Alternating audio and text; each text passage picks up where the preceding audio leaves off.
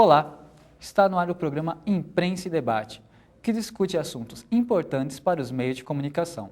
Os profissionais da imprensa sempre estiveram ligados a denúncias, em especial no campo político. Na época da ditadura, os jornalistas que denunciavam os mandos e desmandos dos militares foram perseguidos, censurados e até ameaçados de morte. Hoje, vivemos em uma democracia. No entanto, há muito a ser feito para que o jornalismo possa ser exercido livremente e sem represálias. Violência contra os jornalistas é o tema do Imprensa e Debate de hoje. Trouxemos ao nosso estúdio para discutir o assunto a jornalista Lúcia Rodrigues e o secretário-geral da Federação Nacional dos Jornalistas e também presidente do Sindicato dos Jornalistas no Estado de São Paulo, José Augusto Camargo. Agradeço aos dois pela presença. Obrigada pelo convite. Antes de abrirmos para o debate, vamos acompanhar a reportagem realizada pela Dulcinéia Maria. Os dados são alarmantes. De acordo com o Comitê de Proteção aos Jornalistas, que criou um ranking mundial de países com maior índice de impunidade contra jornalistas, o Brasil está entre os mais impunes, próximo de países como Sri Lanka, Nepal e Paquistão, e atrás de países como a Índia. Segundo a Federação Nacional dos Jornalistas, 60% dos que sofrem violência atuam na área de política. O coronelismo nas cidades do interior e a impunidade aos políticos fazem com que os jornalistas sejam ainda mais ameaçados. A proteção dos jornalistas é uma situação complicada. Eu não vejo como se proteger. Um jornalista seria colocar o quê? Um policial ao lado de cada jornalista, até porque também os crimes praticados contra jornalistas, a grande maioria tem envolvimento de agentes do poder público. Por exemplo, no Nordeste, hoje, até aqui mesmo no interior de São Paulo, eu acompanhei um caso de um assassinato do jornalista Luiz Carlos Barbão Filho, em Porto Ferreira. Em muitas situações, é muito mais fácil o jornalista investigar uma situação de narcotráfico do que de colarinho branco. É muito mais perigoso você mexer com a política em algumas situações. Estudo feito em 2007 pela Fundação Telefônica Espanhola com 20 países ibero-americanos mostra que 52% dos jornalistas têm maior liberdade de expressão nos blogs do que nos veículos em que trabalham. E 63% já receberam ofensas e ameaças por opiniões postadas na internet. Isso mostra que eles estão mais expostos à opinião pública. Os blogs, eles têm uma força menor do que se você colocar os grandes veículos, tá? Em função deles terem uma força menor, claro que eles sofrem uma pressão muito grande dos políticos, principalmente quando eles dão alguma notícia que tem algum teor negativo. Bem, de acordo com a reportagem, o jornalismo político ele é o mais visado pelas ameaças. O que vocês têm a dizer sobre isso? E você, Lúcia? Realmente a pessoa fica muito mais visada. Mas eu queria reforçar que você disse que durante a ditadura os jornalistas foram ameaçados. Eles não só foram ameaçados de morte, como muitos morreram. O caso mais emblemático é o do jornalista Vladimir Herzog, o Vlado, né, que é, enfim, simbólico para a gente. Mas ainda hoje isso vem acontecendo, infelizmente, no nosso país, né? E não só no país como no mundo. Hoje o Brasil ocupa a 11ª colocação no ranking de países que mais praticam violência contra os jornalistas. E o jornalismo político é, sim, o jornalismo que fica mais visado, enfim, porque faz um enfrentamento com o poder político, né, do nosso país. E você, Zé? O maior problema da violência em outros países que estão na frente do Brasil no ranking, né, é devido a situações violentas de conflito. Caso com o narcotráfico, os países do Oriente Médio que têm conflitos sociais.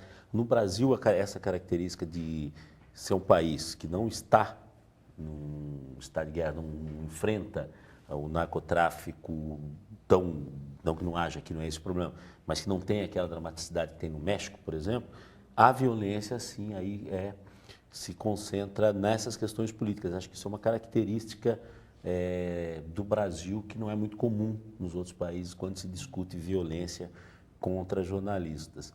E essa é uma discussão muito cara à própria Federação Internacional dos Jornalistas, que representa os trabalhadores, quanto às associações dos empresários, né? Porque é um problema do mundo inteiro. Lúcia, como é feita a escolha de pautas que podem incomodar pessoas influentes? A gente tem que sempre mensurar os riscos que a gente corre, mas não é por isso que a gente vai deixar de fazer a pauta. A gente sabe sim que a gente está exposto a riscos, né, por estar na linha de frente, a reportagem, né, tanto o repórter de texto, né, de TV ou de rádio, quanto o repórter cinematográfico. O repórter cinematográfico se arrisca até mais do que a gente, porque ele precisa levar a imagem.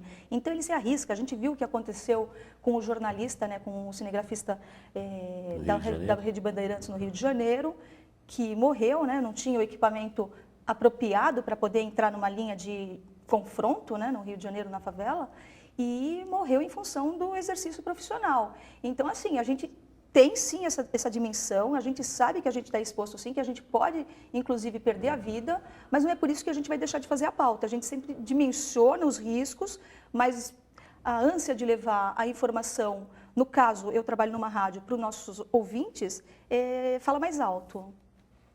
E você, José? Mas tem uma diferença aí entre quando você vai fazer uma pauta que você sabe que você corre risco, a cobertura de uma ação policial, né, você sabe, e que pese o fato de que realmente ali o jornalista não tinha um equipamento adequado, né, na maioria das vezes nessa situação você coloca o jornalista na situação que ele sabe que ele está enfrentando um risco.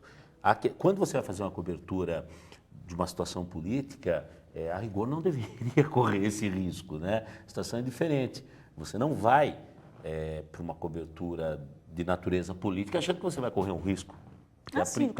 São situações diferentes, né? Essas situações são diferentes. Então, a pauta perigosa, inclusive, é uma situação que a gente deixa muito claro na negociação com as empresas, que tem que ser um direito do trabalhador falar: eu não vou fazer isso, porque corro isso, como é direito do operário, fala assim, eu não vou subir nesse andaime porque ele não tem condição de segurança e se ele subir, eu caio, sofro um acidente. Então, essa situação tem que ser garantida ao trabalhador de não se expor ao risco que está ali, está claro, está patente, eu não vou fazer porque eu corro risco. Não é bem o caso, como a gente falou, da questão da cobertura política, que é o maior problema do Brasil, né? Aí você está numa situação em que não é, a princípio, alvo de violência, ou não deveria ser, né? O direito de recusa? Desculpa, você diria então que a coragem é um pré-requisito para ser jornalista? Não, eu acho que o bom senso é um pré-requisito para você ser jornalista, né? Porque você também não pode, porque você ser temerário não é um sinal de inteligência, pode ser de maturidade, e você não necessariamente não precisa correr risco para fazer uma boa matéria. Ser um bom jornalista não quer necessariamente dizer que correr risco. Aquele caso que você falou, esse do repórter cinematográfico que estava atrás do policial, né? Aquilo lá foi sim uma temeridade, porque ele jamais poderia, nem em zona de guerra, o Exército permite que o jornalista acompanhe o soldado ali quando ele está em ação, né? Esta é uma regra básica de segurança que foi recusada. E ele não trouxe uma boa matéria, ele virou a matéria, né?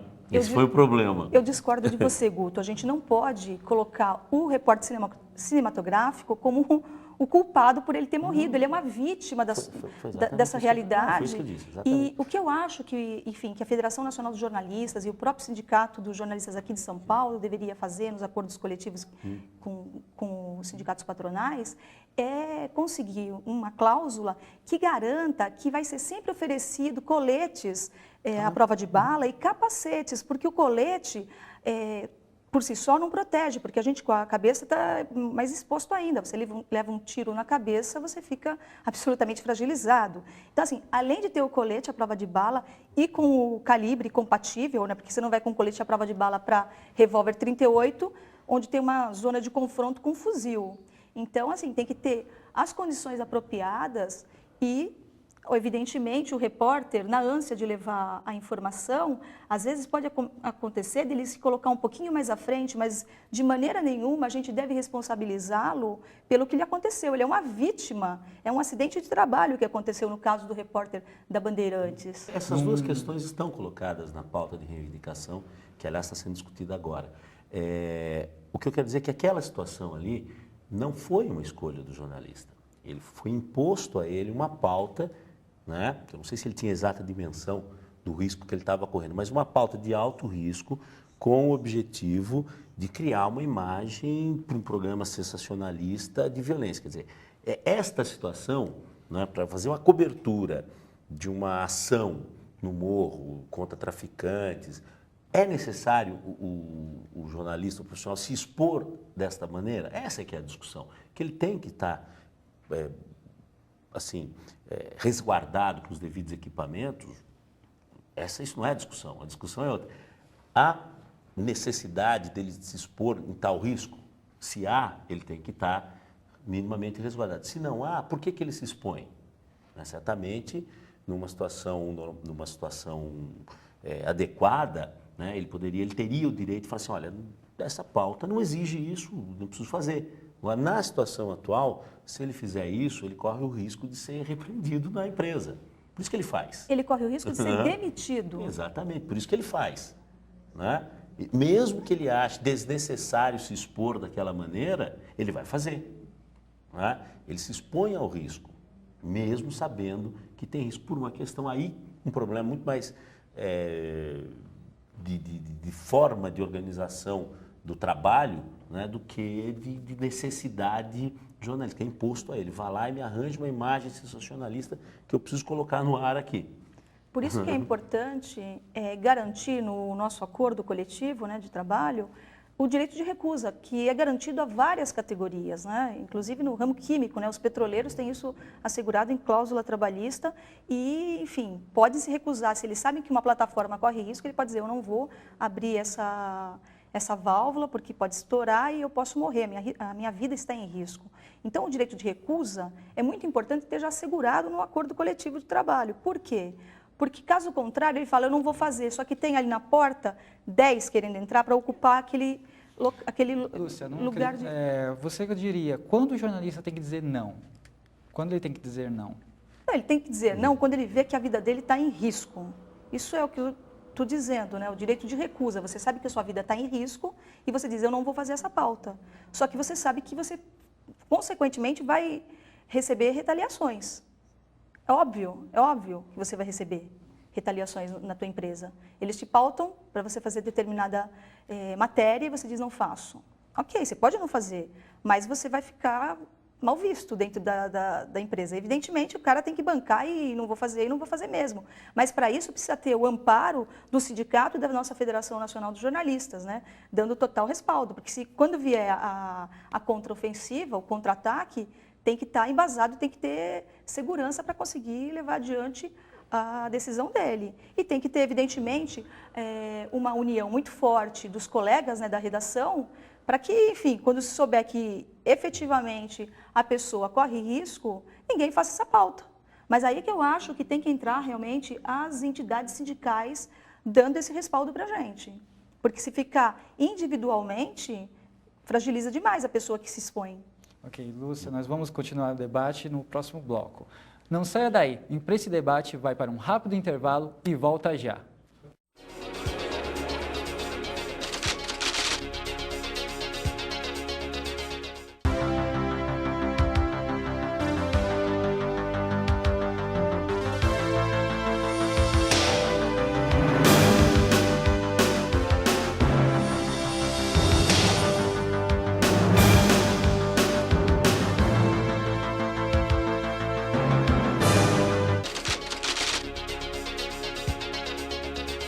Estamos de volta com Imprensa e Debate. O tema de hoje é violência contra os jornalistas. Lúcia, você acompanhou o caso Décio de Sá, que foi morto no Maranhão? Sim. O que você teria a dizer sobre isso? Que é um absurdo, né? As pessoas serem assassinadas no exercício da profissão, né? Um repúdio total ao que aconteceu e exige, né, investigação para punição, porque se não se pune os assassinos do jornalista, nesse caso, outros virão, né? Outros mortos aparecerão. Então é importante combater a impunidade, é importante que esse caso seja exemplar e que seja investigado e punido e mandado para a cadeia, né? Os responsáveis por esse crime bárbaro, contra a imprensa e contra a pessoa humana. Você, José? Não foi o primeiro caso, infelizmente, parece que não vai ser o último. Mas aí, como casos desse tipo, e a maioria dos casos de violência, estão ligados a questões políticas, é necessário que a investigação seja conduzida de uma forma correta. Porque se o poder político tem esta violência explícita, a possibilidade dele poder interferir no processo de investigação também é grande. E isso indica que a possibilidade da impunidade para o crime contra a imprensa, contra a vida do jornalista é razoável, né? De que essa investigação não avance. Para isso, eu acho que é importante registrar, existe um projeto de lei, deu entrada agora, há pouco tempo, em Brasília, né, para que os crimes contra a imprensa, crimes de morte, a investigação seja federalizada. O que quer dizer isso? Acontece um problema, a polícia local tem que abrir um inquérito. Por lei, ela tem um prazo determinado, salvo engano, 30 dias, com prorrogação por mais 30 dias, para fazer o inquérito. Né? Onde é que acontece a impunidade? Normalmente nessa fase. Porque simplesmente não se faz o inquérito, ou se faz o inquérito de uma maneira muito superficial que impeça o desdobramento posterior, né, da investigação e do julgamento. Então, terminado o prazo do inquérito, prazo oficial legal, o inquérito não for concluído, este tipo de crime automaticamente passa para a esfera federal, passa a ser investigado pela Polícia Federal. Exatamente porque pressupõe-se que assim você foge à influência política que pode estar na raiz do crime. Então, esse projeto é importante. Esse projeto é do delegado Protógenes, estado aqui de São Paulo, já deu entrada nos debates, já é um projeto de lei que é importante. Né? E é bom registrar aqui que esta preocupação, então, já chegou a um tal grau de dramaticidade que já é alvo de uma discussão no Congresso brasileiro. Isso é bom. E você diria, então, que os jornalistas têm medo de exercer a sua função plenamente? Olha, eu diria que não. Né? A gente conversava aqui, né?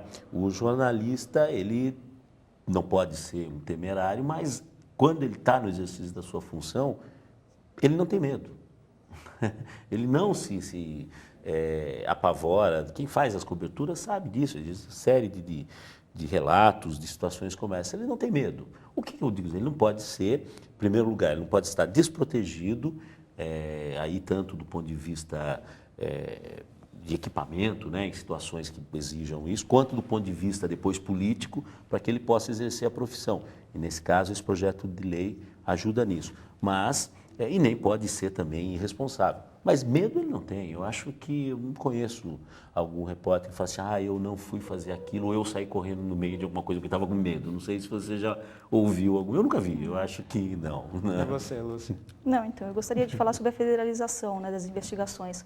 Justamente, se o jornalista está cobrindo a questão política, é importante que não seja o Estado que ele estava investigando que apure o assassinato dele ou a violência que ele sofreu. A gente sabe que no Maranhão, o Maranhão é controlado pelas famílias Sarney. A gente sabe como é que a família Sarney atua. Então, nesse caso, é absolutamente imprescindível que saia da esfera estadual. Que esse crime... Pessoal, parece que foi o lado oposto sim, da sim, mas não importa, Sarney, tem que sair do âmbito estadual para se dar um pouco de credibilidade nas investigações. Então, o projeto nesse sentido é bem-vindo, porque você faz com que se dê uma certa imparcialidade, né, uma coisa mais neutra para se fazer essas investigações, porque, caso contrário, você fica muito restrito ao âmbito estadual e isso prejudica as investigações e contribui para a impunidade, né? Porque é o que eu disse anteriormente, é a impunidade que faz com que esses crimes aconteçam de forma recorrente. E para a gente conseguir, não sei se estancar, mas pelo menos atenuar esse tipo de violência contra nós, profissionais da comunicação e do jornalismo, é absolutamente fundamental que as pessoas que cometem essas violências vão para a cadeia, sejam punidas, sejam condenadas e cumpram a pena. Esses casos de violência conseguem amedrontar os jornalistas? que a pessoa deixe de fazer a matéria, eu não conheço ninguém. É claro, como eu disse para você, as pessoas dimensionam o risco que elas estão correndo. Às vezes é lógico que você sabe que você está indo para um local e que você pode sim sofrer algum tipo de violência, mas não é isso que vai me deixar de fazer a pauta.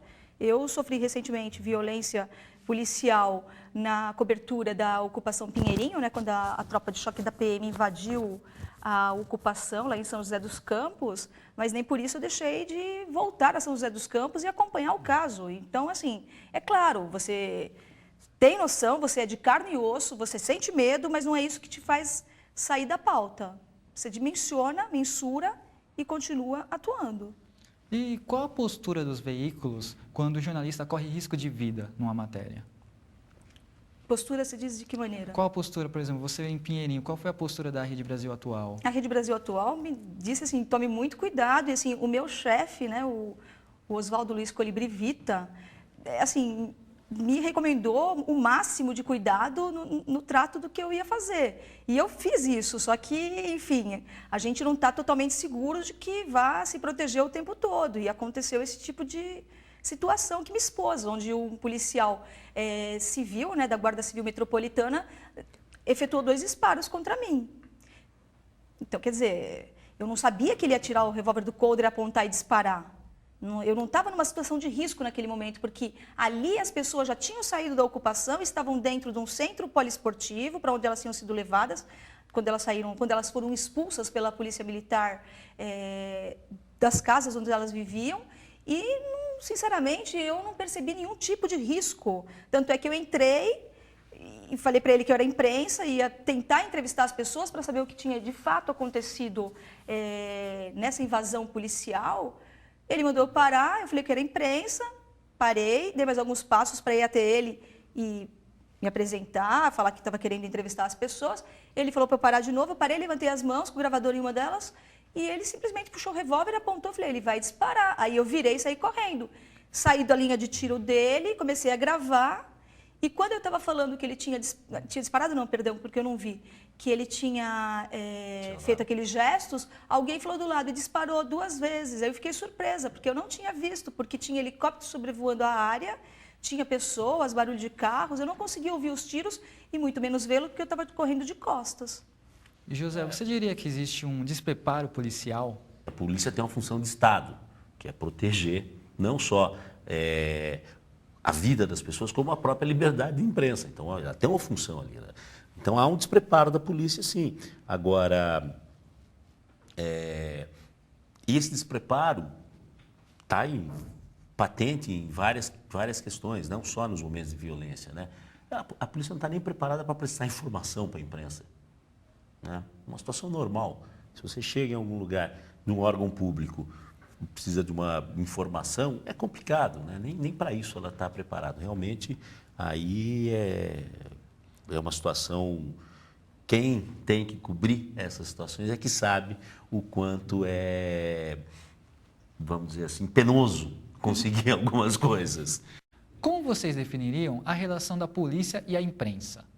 Então, antes eu gostaria de falar sobre o despreparo da polícia. É evidente que a polícia é violenta e age com uma truculência incrível, é absolutamente patente, isso é claro aos olhos de qualquer um que seja um pouco mais atento. Agora, ela é preparada de uma outra maneira, ela é preparada justamente para fazer isso. Por quê? É um resquício da ditadura militar, porque a polícia militar surgiu com o golpe militar. Então, ela é preparada para isso. Você pode perceber que, inclusive, ela faz apologia, né, nas suas insígnias ao golpe militar, defende Canudos, enfim, defende tudo que é contra a população, tudo que é contra os do andar de baixo. Então, a polícia é preparada para reprimir e para atacar, porque ela vê o cidadão como um inimigo. Ela traz da ditadura aquela versão do inimigo, né, do inimigo externo, interno. Agora, o inimigo é interno. Então, qualquer pessoa, qualquer cidadão que se contrapõe em relação à ordem é visto como um inimigo, então é tratado como isso, como um inimigo de fato, né? Então, justamente essa visão de inimigo que leva a polícia militar a ter essa violência e de tentar aniquilar, porque ela não tenta conversar e dialogar, ela quer aniquilar, ela quer atingir, ela quer disparar e ela quer matar. Então, assim, eu acho que está relacionada à questão da ditadura, né? Porque não teve ainda um um acerto de contas com o passado. A impunidade impera, nenhum torturador da ditadura militar está na cadeia. Então a tortura impera ainda hoje. Então essa é uma prática recorrente na polícia. Militar especificamente, mas na civil, enfim. É uma prática das polícias no Brasil. E é claro que o jornalista, por querer levar a informação, entra em choque direto com a polícia. A gente quer levar a informação, eles querem reprimir. Então essa relação é muito conflituosa. Bem, esse debate foi muito proveitoso, mas o nosso tempo acabou. Hoje o tema do Imprensa em Debate foi violência contra jornalistas e contou com a presença da jornalista Lúcia Rodrigues e do secretário-geral da FENAGE e presidente do Sindicato dos Jornalistas do Estado de São Paulo, José Augusto Camargo. Obrigado por terem aceito o convite. Eu é que agradeço. Nós ficamos por aqui. Até o próximo programa.